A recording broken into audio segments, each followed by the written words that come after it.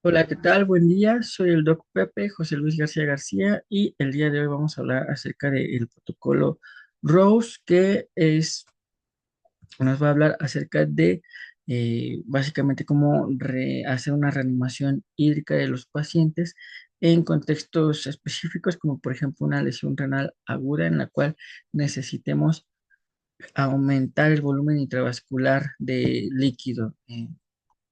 Pero para entender un poquito más de ello, pues vamos a hablar acerca de la fluidoterapia de reanimación, la cual consiste en la administración de líquido para el manejo inmediato de afecciones que son potencialmente mortales por un déficit de volumen intravascular o por hipovolemia aguda.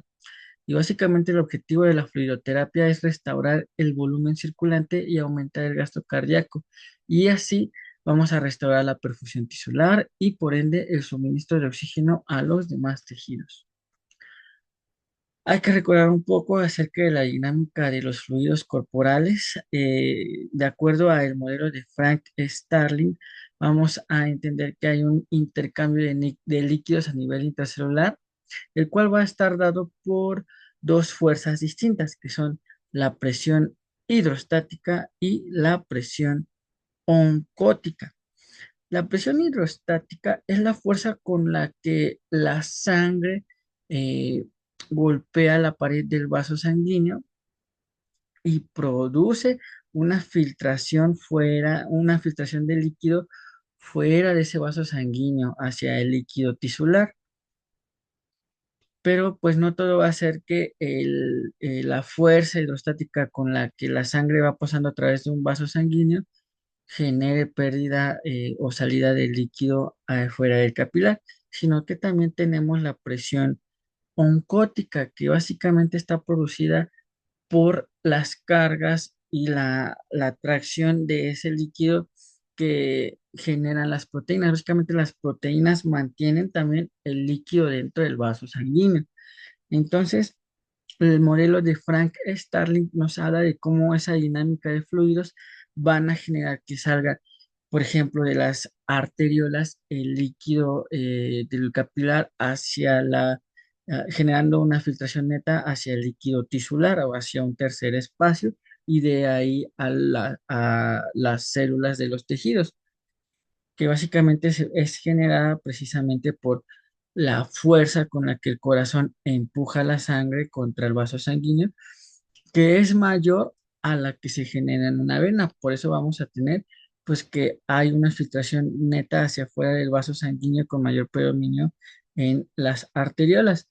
Cosa distinta en las vénulas, en las cuales vamos a tener un retorno de ese líquido tisular que básicamente va a regresar hacia cavidades derechas del corazón. Igual, usualmente, pues la presión oncótica dentro de los vasos sanguíneos suele ser la misma dentro de arteriolas y de vénulas, pero la presión hidrostática sí es distinta, lo que nos va a generar esa dinámica de flujo.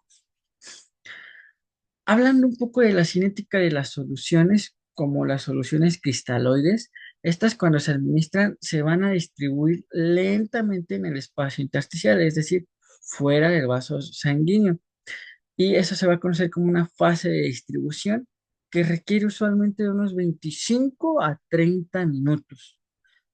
Esta probablemente es una pregunta que les hagan durante la guardia o durante un examen, y es que las soluciones cristaloides tienen una vida media intravascular de 8 minutos en promedio y usualmente su eficiencia, es decir, la proporción de ese líquido que se infunde, que se va a quedar dentro de ese vaso sanguíneo, es del 50 al 75% mientras estamos continuando la infusión.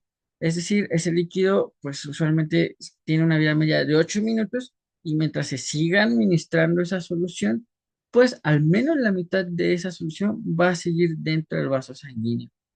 Mientras siga la infusión, hago paréntesis en ello o énfasis en ello. Y disminuye el porcentaje de líquido retenido dentro del vaso sanguíneo a un 20% a los 30 minutos después de haber suspendido esa infusión.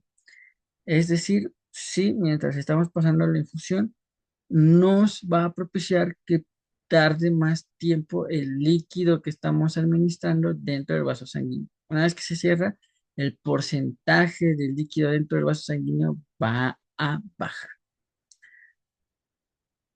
Cosa distinta que pasa con, por ejemplo, las soluciones coloides, como por ejemplo la albúmina, los cuales no tienen una fase de distribución, es decir, que no salen fuera de el vaso sanguíneo y van a tener una vida media intravascular de mucho más tiempo, que puede ir de 2 a 3 horas, no solo 8 minutos como suelen hacerlo las soluciones cristaloides, pero pues tienen desventajas de que son algo costosas.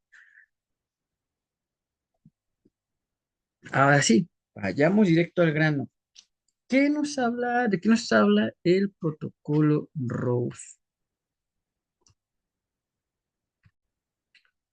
Pues el protocolo Rose es un modelo conceptual de reanimación hídrica, el cual por sus siglas o sea, el nombre del protocolo, pues son las fases de este protocolo. La R es de reanimación, la O es de optimización, la S es de estabilización, por sus siglas en inglés de stabilization, y la E es de evacuación o básicamente la salida o la excreción de ese líquido que se administra durante este protocolo.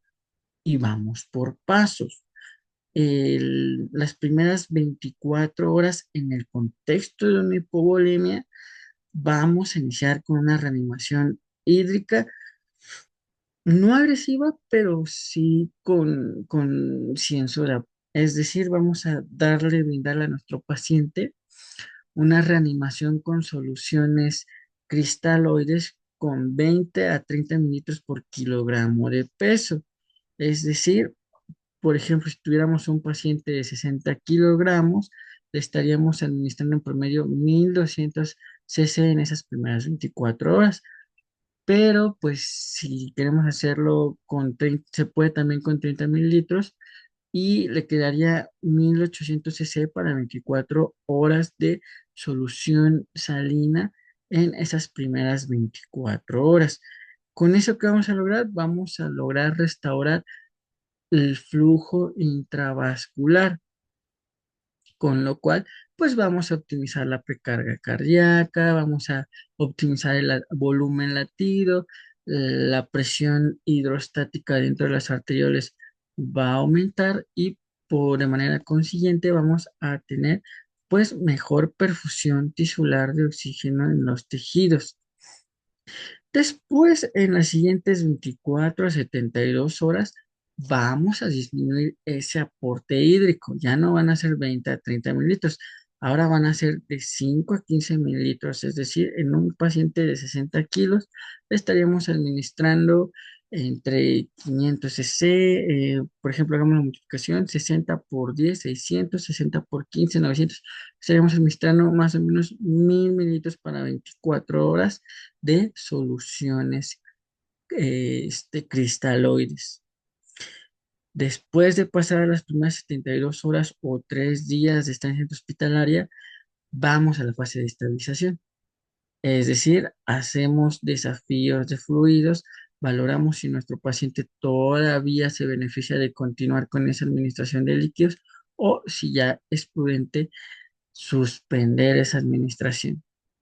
Y si es necesario, después de esas 96 horas de transcurrido el protocolo Rose, valorar si solo vamos a continuar con un manejo conservador o ya comenzamos a depletar a ese paciente con algunos medicamentos que propicien diuresis, con lo que vamos a disminuir, pues si generamos un exceso de generamos edema o fuga capilar con el protocolo Rose. Con esta última fase, pues vamos a tratar de depletar pues lo que administramos al inicio. Pero recuerden, esto es para tratar de optimizar a nivel intravascular, pues esas daños generados pues, del derivado de la hipovolemia. Y una parte bien importante. es que hablemos acerca de cómo se hacen esos desafíos de fluidos dentro del protocolo ROSE. Y antes de ello, pues vamos a recordar que los objetivos de la fluidoterapia intravenosa son reponer los fluidos corporales a través de la entrega directa a los vasos sanguíneos, mejorando y manteniendo un adecuado gasto cardíaco, mejorando la perfusión tisular, la oxigenación tisular, buscando pues la optimización hemodinámica, justo de lo que estábamos hablando hace unos segundos, y pues nos va a generar un adecuado llenado capilar con una adecuada turgencia de la piel, mejorando pues el estado de conciencia de un paciente si es que llega con deterioro neurológico igual derivado de la hipovolemia. Y estas son las maniobras que me interesan, que son las distintas eh, formas en las que nosotros podemos ver de manera objetiva si nuestro paciente vale la pena continuar administrándole líquidos o si ya hay que detenernos y comenzar a depletar. Una de esas maniobras es la maniobra de elevación pasiva de las piernas. Es una prueba de desafío de precarga interna, lo cual es reversible y usualmente va a aumentar la precarga en unos 300 mililitros de sangre por minuto, generando, lo cual se genera después de levantar de forma pasiva las piernas a 45 grados durante al menos un minuto. Y después puede ser mediante ultrasonografía que realicemos la medición de gasto cardíaco.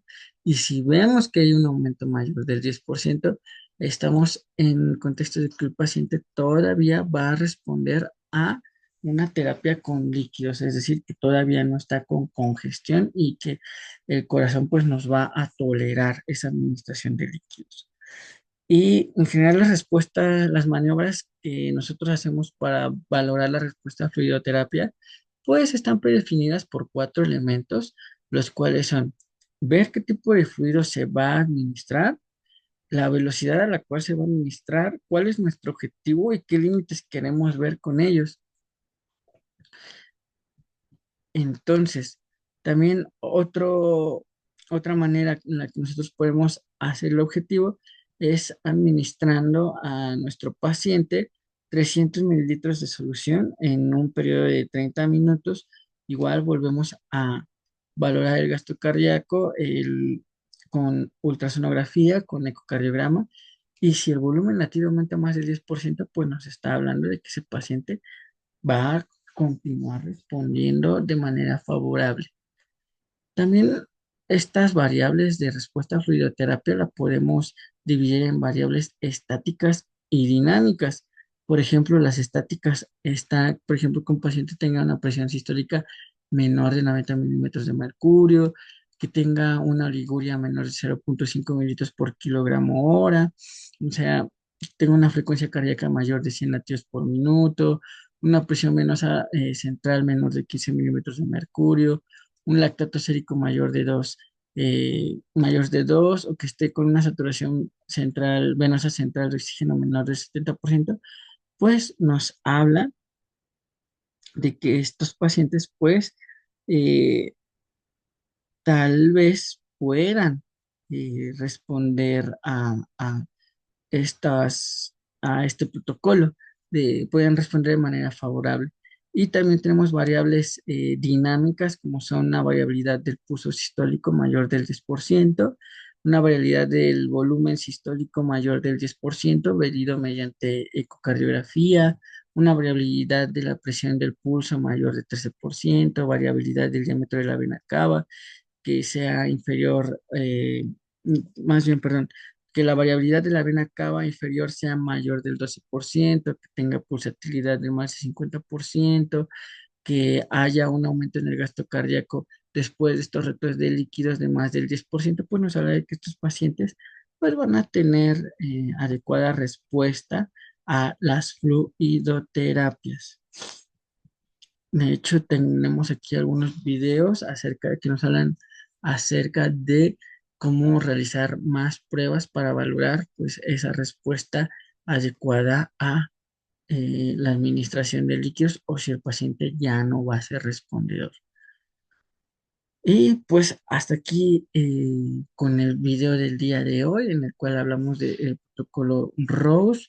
Un ejemplo claro en quien podemos administrar o iniciar el protocolo ROSE es en pacientes que tienen lesión renal aguda, o más bien que ya cuentan con un antecedente de enfermedad renal crónica código 4, que están presentando una agudización, o sea, que presentan lesión renal aguda, código 3, y pues probablemente si esta se debiera o este deterioro se debiera a una cuadro de deshidratación severa, hipovolemia, por sangrado o por las múltiples causas de lesión renal aguda prerrenal, realizar el protocolo ROSE es una buena idea para valorar esa función renal y si todavía la podemos conservar. Pero no es el único contexto, sino también en lesiones renales agudas que están en código 1, código 2, código 3. Si los encontramos en esas partes y nuestra sospecha es de que sea de origen prerrenal, por hipovolemia, llámese hipovolemia, derivada de un sangrado, derivado de deshidratación, etcétera, etcétera, pues podemos corroborar primero mediante el diámetro de la vena cava, si esta mide menos de 20 milímetros, tiene adecuada pulsatividad, variabilidad, pulsatividad mayor del 50%, variabilidad mayor del 50%, pues vamos a estar en el contexto de que un paciente puede responder de manera satisfactoria al protocolo ROSE. Y ahora sí, sin nada más que decirles el día de hoy, pues ya saben, pueden dejarme comentarios, algún dato curioso, algo de lo cual podamos aprender todos juntos en la caja de comentarios. Y pues nada más. Me despido. Chao, chao.